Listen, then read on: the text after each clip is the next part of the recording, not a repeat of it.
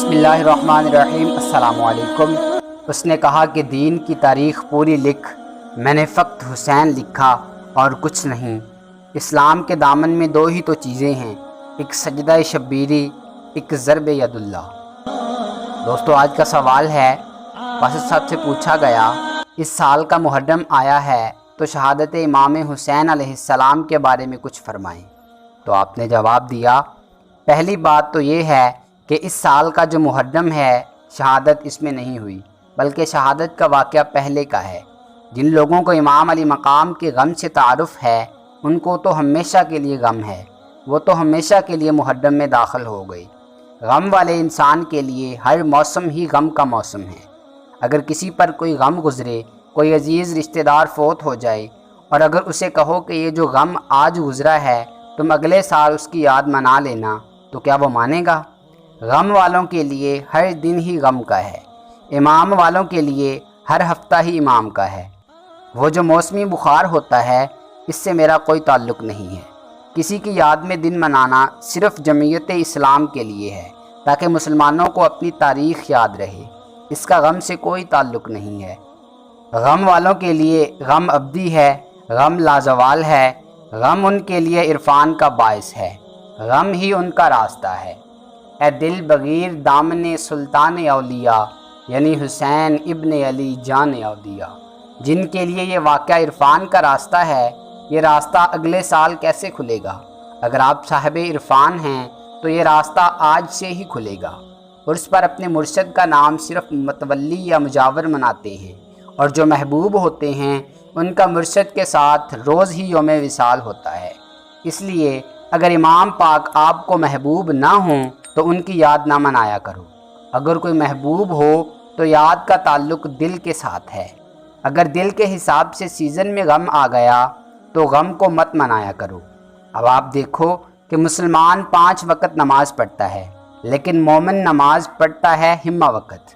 مومن مسجد سے باہر ہو تو مسجد میں آنے کی تمنا رکھتا ہے، اور کچھ مسلمان ایسے ہوتے ہیں کہ اگر مسجد میں ہوں تو مسجد سے باہر جانے کی تمنا رکھتے ہیں۔ تمنا سے ہی پتہ چلتا ہے کہ کوئی مسلمان ہے یا مومن۔ مومن کا دل کرتا ہے کہ ہر وقت مسجد میں بیٹھا رہے، لیکن اللہ کا حکم سمجھ کے بچوں کے لیے رزق کمانے باہر جاتا ہے۔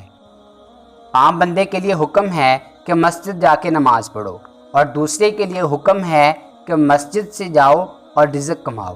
اگر تمہیں یہ فرق سمجھ آ گیا تو امام علی مقام کی بات سمجھ آ جائے گی۔ دوسری بات یہ ہے کہ امام علی مقام کی یاد کو اس انداز سے منانا کہ ان کے ساتھ ظلم ہوا ہے تو پھر ایک ظالم کو بھی ماننا پڑتا ہے، لیکن جو فقراء ہیں وہ کسی کو ظالم نہیں مانتے، وہ سبب کے قائل ہی نہیں ہیں، وہ مسبب کے قائل ہیں۔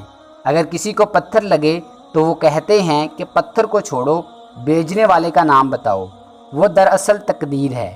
تو یہاں وہ رک جاتے ہیں، نہ پتھر سے جھگڑا اور نہ پتھر مارنے والے کے نام سے جھگڑا۔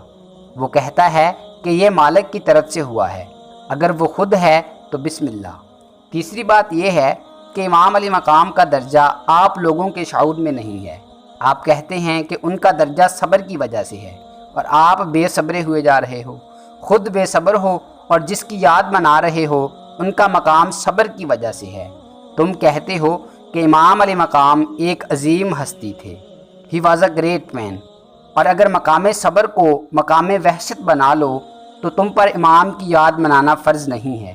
جو لوگ تسلیم و رضا کے قائل نہیں ہیں وہ لوگ کسی امام کی یاد نہیں منا سکتے، اور جو لوگ تسلیم و رضا کے قائل ہیں وہ امام کی عظمت کے قائل ہیں۔ امام کی عظمت یہ ہے کہ بندے اور خدا کا کھیل ہے، اس میں درمیان میں کوئی اور چیز نہیں ہے۔ یہ صرف بندے اور مالک کے درمیان بات ہو رہی ہے کہ اے میرے مالک، تو نے اگر میرے ذمے یہ قرض لگایا ہے تو میں نے ادا کر دیا ہے۔ تاریخ میں وہ بندہ موجود ہے، یزید، اس کے بارے میں جو بھی کہو ٹھیک ہے، بلکہ وہ اتنا نامناسب نام ہے کہ اس کا نام ہی مت لو۔ لیکن جو امام پاک کے ساتھ تسلیم و رضا کا واقعہ ہو رہا ہے، یہ واقعہ اللہ کے اپنے حکم کے مطابق تسلیم و رضا والوں کو کسی ایسے مقام سے گزارنا ہے جو دیکھنے والوں کے لیے ایک اعلیٰ مقام ہو۔ اگر آپ ظلم کی بات کہتے ہو تو میں آپ سے یہ دعا کراتا ہوں کہ خدا کرے کہ ایسا ظلم کسی پر نہ ہو۔ اگر آپ آمین کہتے ہو تو اس کا مطلب یہ ہے کہ خدا کرے ایسا مقام کسی کو نہ ملے۔ اگر آپ یہ دعا کرا رہے تھے کہ خدا کرے کہ یہ مقام عام ہو، اور اگر مقام عام ہونا چاہیے تو پھر شہادت کے لیے چھری کے نیچے سے گزرنا پڑے گا۔ اگر شہادت مقام ہے تو پھر چھری والے کے لیے تو لعنت کا الگ شعبہ ہے۔ دوستو، اگر آپ کو ہماری یہ کاوش پسند آئی ہے تو ویڈیو کو لائک کریں، شیئر کریں اور کمنٹ باکس میں کمنٹ کر کے اپنی ذاتی رائے ضرور دیں، اور ہمارے چینل کو سبسکرائب کر لیں اور بیل آئیکن کو پریس کر دیں تاکہ مزید نئی آنے والی ویڈیوز آپ تک براہ راست پہنچ سکیں۔ ملتے ہیں نیکسٹ ویڈیو میں، تب تک کے لیے اپنا اور اپنے اپنوں کا خوب خیال رکھیے گا۔ اللہ نگہبان۔